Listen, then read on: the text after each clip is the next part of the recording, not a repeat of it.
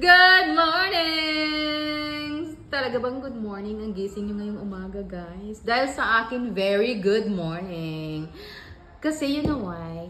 Last night, me and my friends, we dropped by Starbucks. Of course, we have coffee time. But hindi ako nagko-coffee dahil matagal na akong nag-give up ng coffee. Every time I drop by Starbucks, I always order chamomile tea with honey. Kaya naman, guys, masaya ako dahil despite sa lahat ng mga problema na na-encounter namin for the second half of the year, I'm able to buy gift for myself. So let's unbox this. Paano ang gift na to? Chidang! Resibo! Oh, legit guys, may resibo yan.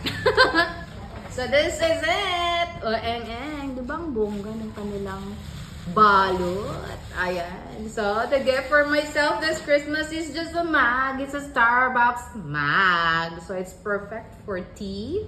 Yan. Teavana. O, diba? Sobrang pretty ng kulay. Kasi meron din siyang green na kulay. Kaya lang mas gusto ko itong Tiffany & Co. na kulay. Kasi very pretty lang siya, no? Diba? Sobrang ganda. As ganda as me. Aminin. Char lang. Kailang, sobrang ganda talaga niya. Kaya hindi na ako nagdalawang isipan na bilhin ko kagabi. Yan. So perfect. For tea. Kasi sa bahay, meron din kaming chamomile tea dito. Kasi yung kapatid kong madre, umuwi galing Spain. So, nag-iwan siya ng box of chamomile tea. Tsaka meron din kaming original na honey from Bohol. So, it's so perfect for my tea session in the house.